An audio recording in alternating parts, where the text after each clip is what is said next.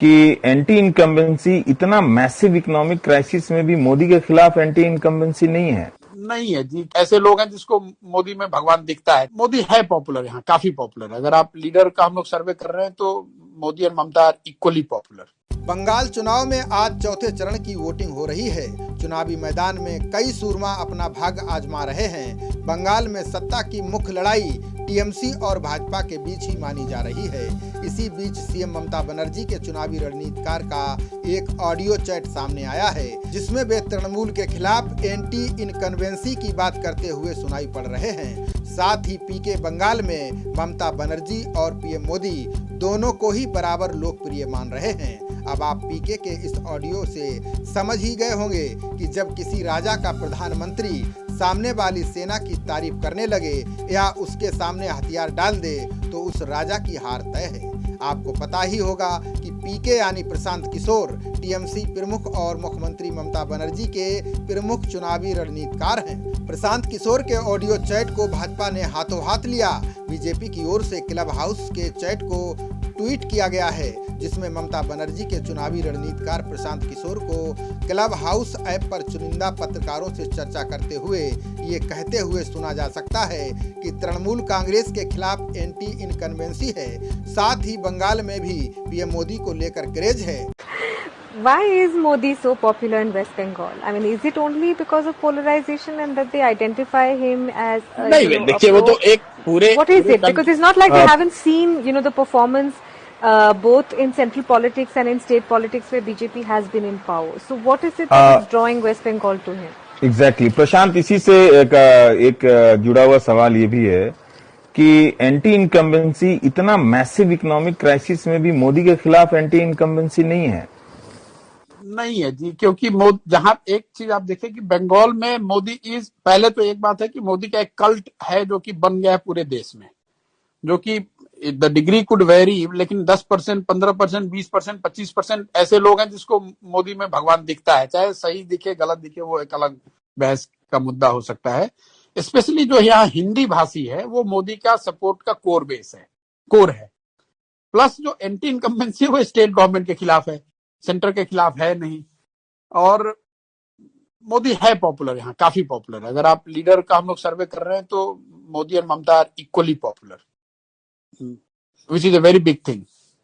Modi is very popular. यहाँ पे Modi popular इसलिए भी है, आप देखिए बंगाल ने बीजेपी का स्वाद अभी चखा नहीं है, तो वो एक फैक्टर है कि 30 साल 35 साल से जो लोगों ने नहीं देखा है तो उनको लग रहा है कि बीजेपी कुछ ऐसा चीज है, कुछ ऐसा कर देगी जो कि हम लोगों को पहले अभी तक नहीं मिला है। तो वो लड्डू जो टेस्ट नहीं किया है वो वाली बात है कि उसको टेस्ट करना चाहते हैं, उसको लोग जाकर देखना समझना चाह रहे हैं, वो एक फैक्टर है। मोदी की मीटिंग्स में भीड़ आ रही है, उसका एक कारण ये कि मोबिलाइजेशन भी बड़े स्तर पे होता है, प्लस मोदी पॉपुलर भी है, इसमें कोई दो मत नहीं है। तृणमूल के खिलाफ गुस्सा है, वो एक फैक्टर है। पोलराइजेशन है, वो एक फैक्टर है। और मोदी की पॉपुलैरिटी है, ये तीनों चीज। उसके ऊपर से फिर बीजेपी की अपनी जो इलेक्टोरल मशीनरी है, लेकिन बेसिक ये तीन चीज ही है।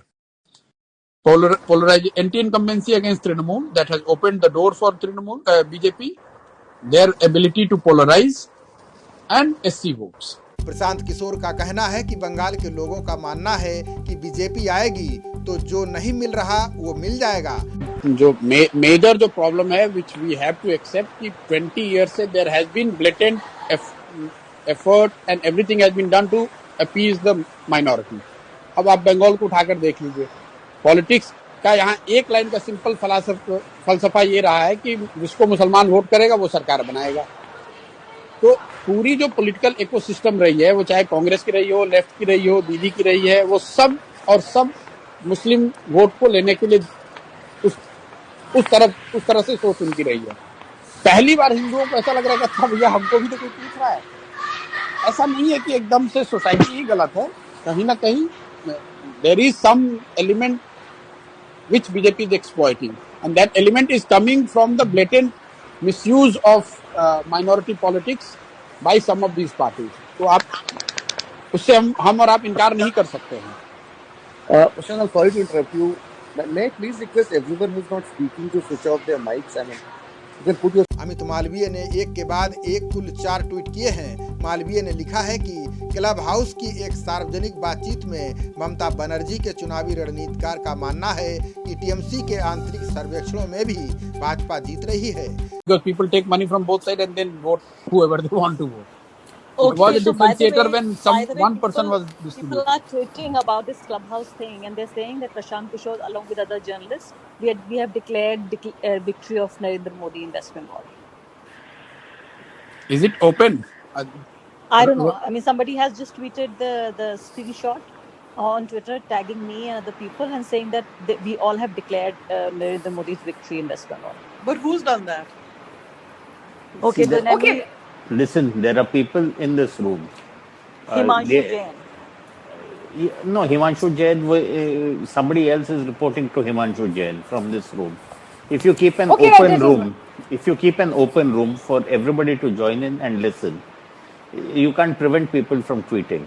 And No, these things don't matter. Anyone can say anything, right? I mean, it doesn't make a difference. Yeah. I know, Yeah. I know, but this is often seen as evidence. And one more thing I just needed people to remember was that whatever you say on Clubhouse is recorded.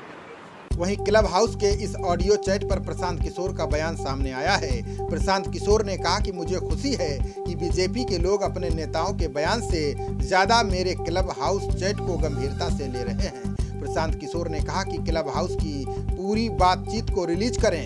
BJP की ओर से जो chat release किया गया है वो बातचीत का सिर्फ एक हिस्सा है। आपको याद होगा कि ये वही प्रशांत किशोर हैं जिन्होंने कहा था कि भाजपा यदि बंगाल में 2 अंकों का आंकड़ा पार कर जाएगी तो मैं ये काम छोड़ दूंगा।